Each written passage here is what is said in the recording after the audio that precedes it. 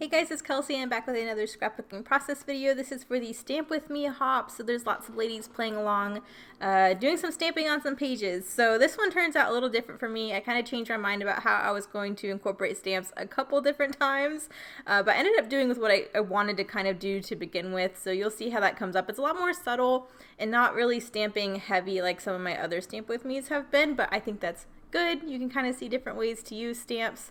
And I kind of like these more subtle ways to get them on there too, so hopefully you enjoy that. But I decided I would do a companion page to a page I did, I think it was last week, called Monk Seal. So I'm back with the Meow collection from My Mind's Eye.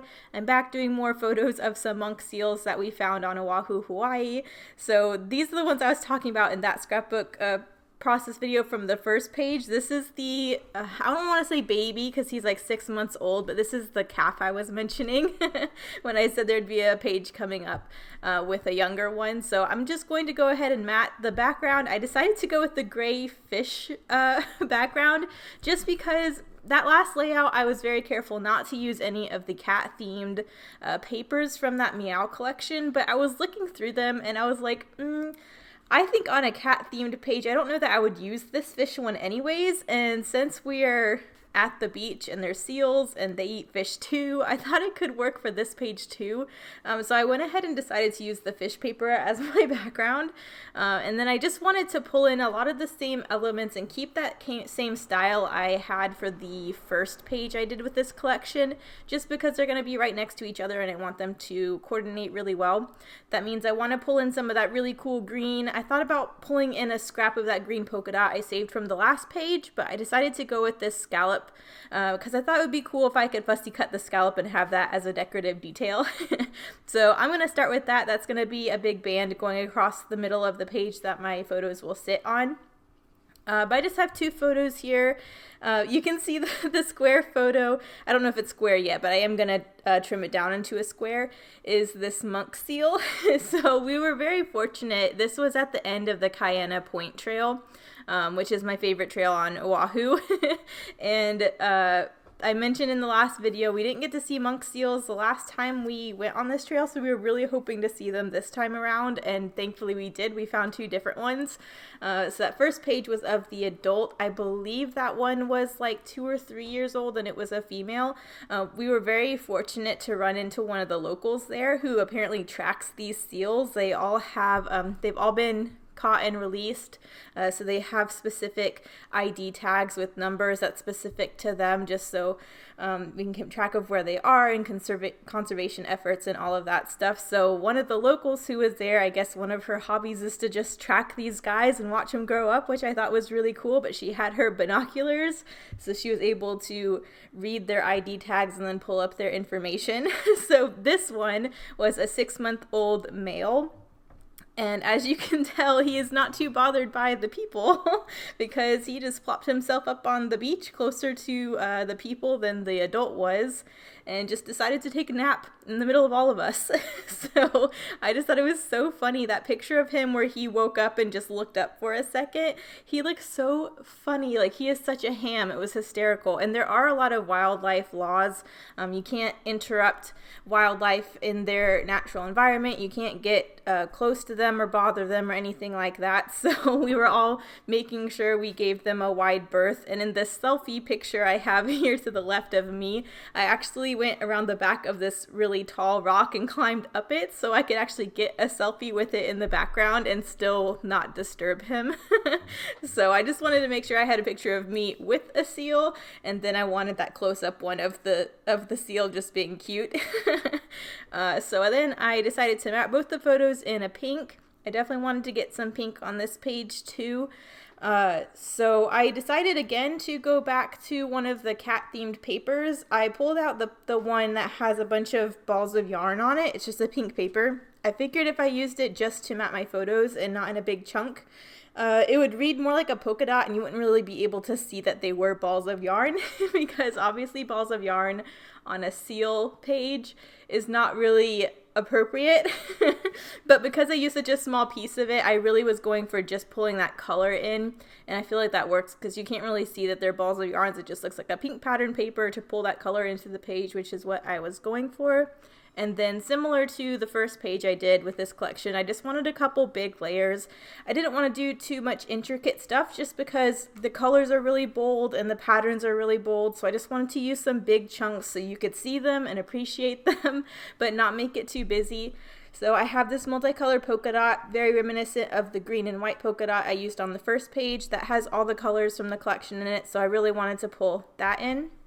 I'm going to go ahead and ink all the edges. I thought about matting every single paper in black, similar to what I did with the background, just to pull in that pop of black. And I've done that before. I really like where you have these bright colors and you matte everything in black and everything just has this pop. But I just felt like that was going to be too much work, so I did matte the 12 by 12 in some black, but I decided to just ink the edges with black ink instead of matting every single piece, and I like that. It's more subtle, but it still gives you that effect of having that black around the edges. If I didn't have that, this white and gray fish paper, this multicolored polka dot on white, and this very skinny pink stripe on white all ran together because there was so much white that you really couldn't see the edges of all the paper. So adding that black ink around everything gives you that definition to where you can see all the corners, and I really like that. So these are my main layers. Now I just want to embellish. I did fussy cut a couple of these flowers from this black and white pattern paper. I fussy cut and used asterisks on the first one, so I thought about doing that again with these pink asterisks. But I felt like for this page, the asterisks were too large of a scale, even though they're not too much bigger than some of those larger flowers, but I just decided to go more down the flower route instead of pulling in the asterisks again. So I'll use those, but for right now I'm thinking I might use these stamps. I think this is a Diamond Press stamp and die set. I believe it's Diamond Press, I'm not sure. I bought it to use with the Diamond Press, even if it didn't come with it. But there's a lot of cool banners that have coordinating stamps, and I've never used. I have a couple of these stamp die cut sets, but I tend to use them separately a lot. Like I'll use the stamps and not die cut them out, or I'll use the die cut and not use the stamp type thing. So I thought since it's a stamp with me, I would give it a try and just play a little bit. So I pulled in some more of that pink paper I used to matte the photos, and I thought I would just stamp and die cut a bunch of these banners to maybe have around the page. It turned out really messy. You guys know I'm not the best stamper, and also these stamps are kind of old, and I realized I hadn't even pulled some of them off that sheet yet since I've had them, and that especially the big stamp of the banner was like glued to the acetate backing, and I could not pull it off, and I think I may have damaged the stamp a little bit. So that one turns out a little wonky, but anyways, I do go through the trouble just to play. I figure I've never used these before, I might as well just try them out. But I stamped all the stamps and I die cut them all out just to see how they would look. Some of them look okay, some of them definitely look messy, but in the end I decided the pink looked weird for some reason. I almost would have rather just done it on plain white, but I ended up not using those. But I kept this in just so you guys could see the whole process and what I was thinking, and if you hadn't seen these stamp die sets before, you could see it. But I ended up going in a different direction. You can see I pulled out the heart stamps as well. And what I was initially thinking before I decided to try this whole banner thing was that I would just stamp little hearts in the background. I thought it would be really cute if scattered among these fish there were little pink hearts, and I thought that would be really cool because it would pull that pink into the background page and just add a nice little customized touch to the background, just because right now it's a bunch of gray like skeleton fish swimming, and I just thought it would make it more fun and put a little color back there if I put little pink hearts in and amongst the fish. So that's what I end up doing, but as you can see, I'm still messing with these banners and seeing if I want to try and make them work. But in the end, I don't like that I did it on pink, and some of them turn out messy, and I really wanted to try this whole heart thing, so eventually I'll put all those banners away. The problem though, I don't have pink ink. I don't have a lot of colored inks actually, just because I don't stamp a lot, therefore I'm not buying a lot of different colored inks, and it's kind of this whole vicious circle of I don't want to stamp because I don't have the right color, but then I'm not stamping so I don't want to buy ink type of thing. But then one of you guys had mentioned that you can use the Stampin' Up! Markers as ink by coloring on the stamp and then inking it that way, and I tried it out on a couple other stamps. It worked really well. So I thought I would try using a pink marker to color in the heart as my ink instead of using an ink pad, because I really wanted to stamp in pink. So now I'm finally putting all this stuff away. I will start to try that out. It takes me a while to get the stamping right, and even these hearts don't turn out the best, but I think it's a nice little touch. So I figured I would just keep it in here so you guys can see. I think if I had a pink ink pad, it would have been a lot neater. But I figured, you know, this is something different, and if people don't have the right colored ink but they have the right marker, maybe they could give it a try.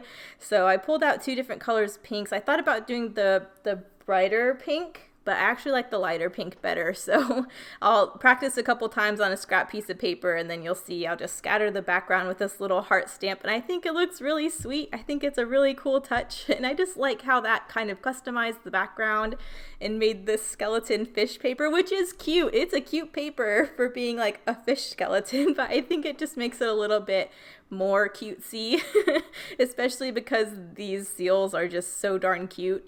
So I'm just going to scatter that around the page a little bit. You can see I'm just using the brush side of that pink marker to color the ink onto the stamp, and then I'm just using that as my ink pad. So I just kind of randomly did that around the page. I just wanted it to look a little random, have this little pink heart here or there. And now that I've done that, I'm going to go ahead and glue down all of these paper layers. I know I want them pretty much where they've been the whole time, so I figured I might as well glue those down. And then I definitely need to embellish, so I'm not quite sure where I start. I do have that sheet of chipboard with a couple pink elements I know I want to pull in. I definitely want more pink on this page. So adding those little pink hearts in the background helped, but I definitely wanted these 2 chipboard pieces that were that brighter, darker pink. So yeah, I have a heart in one section, a banner in the other, and then I decided to go ahead and pop my title down. I wanted to use the same thickers just because these are companion pieces, and I think these look so good with this collection. Again, these are the Root Beer Float thickers, and I love them. So I'm just going to title it off because he's cute. I'm going to do some journaling because I didn't have any journaling on the last page I did. So since these are companion pieces, I definitely wanted to get journaling on this one to kind of account for both of the pages since they're next to each other. And then I just decided to use a couple of these flowers in a couple different spots as my embellishment. Similar to that last page, I don't want to do a whole bunch of embellishment just because I feel like everything is so bold and has a lot of impact.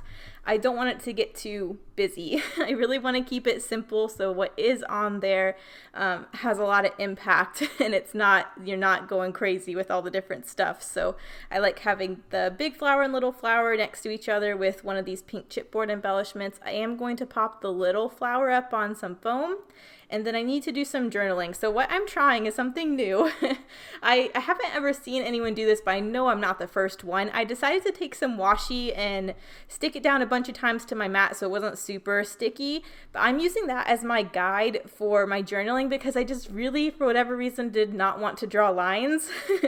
But I know that I have to have a guide or I'm gonna go wonky. So basically, I just took some washi tape. I'm using that as my guide to write straight. And because I took off most of the stickiness, it's not going to tear my paper or anything, which washi tape usually doesn't. But this is my miscellaneous washi tape I use for, you know, sticking things down on the back of the page or holding die cuts to papers as I cut them, just because I have a lot of this washi. I got it from work because it came with one of the products and nobody else wanted it, and I'm the scrapbooker, so they gave the washi tape to me, of course. So that's why I decided to use it, but it is really, really sticky, so that's why I did just take precaution and kind of stick it down, pull it up, stick it down, pull it up to make sure it's not going to tear the paper. But normal washi, you probably wouldn't even have to do that. Anyways, I use that as my guide for journaling, and it worked really well. I'm really proud of how that works, and I might do that more often when I want to write straight but don't want to do journaling. So there's that, and then I am going to create a third cluster just because I wanted some more black on the page. So I'm creating another little cluster at the top with a tag and another flower. But I'm going to read the journaling really quick. It's pretty much what I already told you. It just says, we were so happy when we found 2 monk seals at the end of the trail. We were also lucky enough to run into a local who tracks the seals. She was able to look up their information using their catch and release ID number. This cutie here was 6 months old, was a 6-month-old male, and he was such a ham. So pretty much what I told you before. But I decided to pull in a little pink heart sticker from the sticker sheet just to pull something pink up into that tag section. And then again, I really wanted to pull in some of the same embellishments I used on the companion page. So I wanted to get these really cool water droplet embellishments from Redefine Creative on here. So I'm putting 2 of those in each clusters, and then I will also go in with some black Nuvo drops. Usually probably wouldn't have done that on this page, but because I did that on the last page, I really wanted them to coordinate and have all the same types of things on them. So I'm just going to do 3 little clusters of enamel dots in each of these sections as well. But I think that's it. So more of a subtle stamping page, but hopefully you still enjoyed it. Thank you guys so much for watching. Make sure you check out everyone else who's doing the stamp with me today, and I will see you guys in the next one. Bye.